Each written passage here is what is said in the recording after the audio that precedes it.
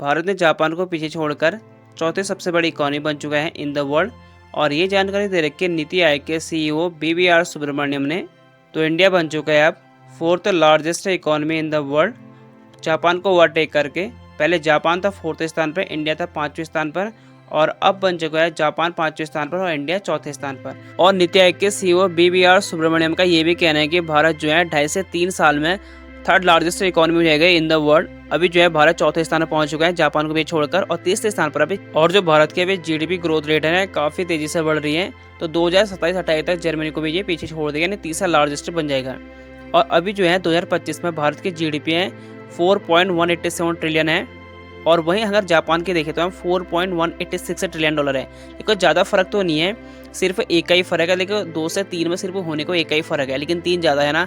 तो वही है अभी जो भारत तीसरे स्थान पर पहुंच चुके हैं। और देखो इसके कारण क्या है, ये नहीं है कि ये एक ही रात में हो चुका है, इसमें लगे 11 साल।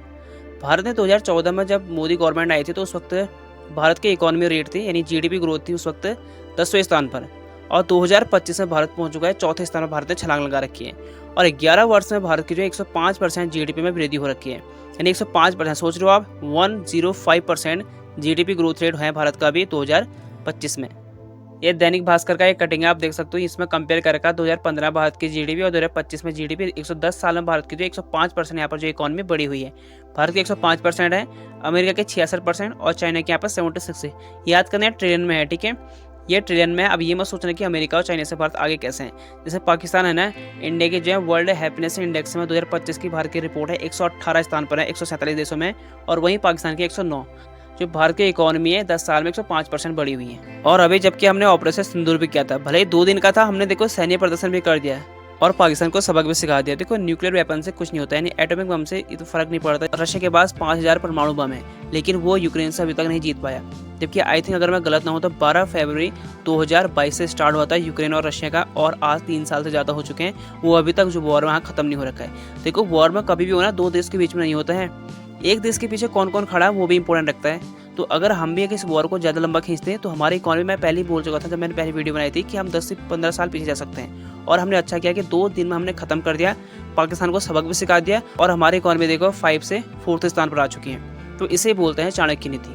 और IMF के अनुसार, यानी इंटरनेशनल मॉनेटरी फंड के अनुसार, भारत की जो इकोनॉमी होगी 2025 में 6.2% है, और 2026 में ये बढ़ के हो जाएगी 6.3%। देखो भारत का चौथा लार्जेस्ट इकोनॉमी बनने का कारण क्या है, भारत के GDP है ना तेजी से ग्रो कर रही है, और भारत की जो इकोनॉमी है लगातार 6 से 8% के रेट से बढ़ रही है। और इसे जो है IMF और वर्ल्ड बैंक भी मानता है इसे। और डेमोग्राफी का डिविडेंड, अभी भारत के पास जो है एक बड़ी आबादी है यूथ की, यानी यंग जनरेशन अभी भारत के पास है, और वो पता है कि आपके कार्य करेगी। इससे क्या होगा, कंजप्शन और सर्विस सेक्टर को बढ़ावा मिलता है। और जापान के पास ये नहीं, जापान की अभी जो युवा आबादी है बहुत कम है, वहाँ अधिकतर जो है उम्रदराज वाले हैं।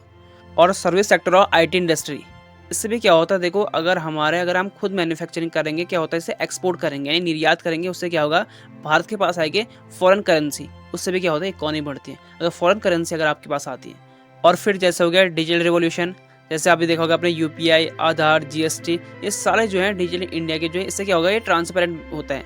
अगर देखो आज देखो आप, अगर आप चालान हो ना, चालान भी आपके ऑनलाइन हो जाते हैं। इससे क्या होगा, देखो टैक्स में बढ़ोतरी होती है और आपका करप्शन भी कम होता है। हर चीज़ में आपने देखा होगा और जब से ऑनलाइन आ रखा है। और एक हो गया मैन्युफैक्चरिंग, यानी मेक इन इंडिया। अगर आप भारत में हर चीज़ बनाओगे, बड़े बड़े चीज़ें, तो उससे क्या होगा, देखो फॉरेन डायरेक्ट इन्वेस्टमेंट में क्या होता है, उसमें बढ़ोतरी होती है। और नवाचार और स्टार्टअप आजकल देखा होगा आपने, काफ़ी स्टार्टअप खुल चुके हैं, यानी यूनिकॉर्न जो होते हैं भारत में। जो अभी यूनिकॉर्न जो है स्टार्टअप की संख्या तेजी से अभी क्या हो रही है, ग्रोथ हो रही है उनकी। और IPL के टीम CSK भी यूनिकॉर्न बन चुके हैं, चेन्नई सुपर किंग। अगर मैं जापान की धीमी गति के कारण जाने उनकी GDP ग्रोथ रेट, तो जापान की घटती हुई आबादी, और वहाँ अधिकतर लोग आप बच चुके हैं उम्रदराज वाले, और जो नए हैं वो बच्चा पैदा नहीं करना चाहते। देखो आपको मैंने समझाया कि डेमोग्राफिकल डिविडेंड क्या होता है, यानी किसी भी देश में अगर आपको इकोनॉमी बढ़ानी है ना, तो वहाँ का यंग जनरेशन होना जरूरी है, और जापान में ये चीज़ अभी कम है। अगर आप देखो पुराने जो लोग हैं वो अपने एक लिमिट तक काम करेंगे, अगर नए लोग कोई काम करने वाले ही नहीं होंगे तो भाई आपकी इकोनॉमी बढ़ेगी कहाँ से। और दीर्घकालीन मंदी, लो ग्रोथ एंड डेफिलेशन ये भी कारण रहा था। और इनोवेशन और इन्वेस्टमेंट की रफ्तार कम हो चुकी है, यानी नवाचार और निवेश की। और अभी क्या भारत की स्थिति जाने तो GDP में पहले स्थान पर no doubt USA, United State of America, दूसरे स्थान पर है चाइना, और तीसरे स्थान पर यहाँ पर और नीति आयोग के सीईओ BVR सुब्रमण्यम ने प्रेस कॉन्फ्रेंस करते हुए कहा कि हम बहुत जल्दी जर्मनी को ये पीछे छोड़ देंगे। और अभी जो नीति आयोग के सीईओ तो आपको बता चुका मैं BVR सुब्रमण्यम है और इसके चेयरपर्सन है सुमन बेरी। और नीति आयोग के जो अध्यक्ष होते हैं ये होते हैं प्रधानमंत्री, जो उस वक्त प्रेजेंट में प्रधानमंत्री हो। जैसे अभी नरेंद्र को जीडीपी और इकोनॉमी बढ़ने का महत्व क्या होता है, जैसे भारत अभी 4th लार्जेस्ट बन चुका है, तो इससे क्या होगा, भारत की जो वैश्विक जो होगा ना वर्ल्ड इकोनॉमिकल एंड पॉलिटिकल जो भूमिका रहती है ना वो अहम हो जाती है। यानी दूसरे देशों का आपको देखने का नजरिया चेंज हो जाता है। जैसे अगर आपके पास गवर्नमेंट जो होगी ना तो दूसरे का देखने का आपका नजरिया चेंज होगा। तो ये थी आज की छोटी सी इन्फॉर्मेशन। आई होप आपको अच्छी लगेगी। अगर वीडियो अच्छी लगे तो वीडियो को लाइक और चैनल को सब्सक्राइब कर लें। बेल आइकन भी दबाने से आने वाली आपको पल पल नेशनल और इंटरनेशनल की अपडेट मिलते रहेंगे। Thank you for watching.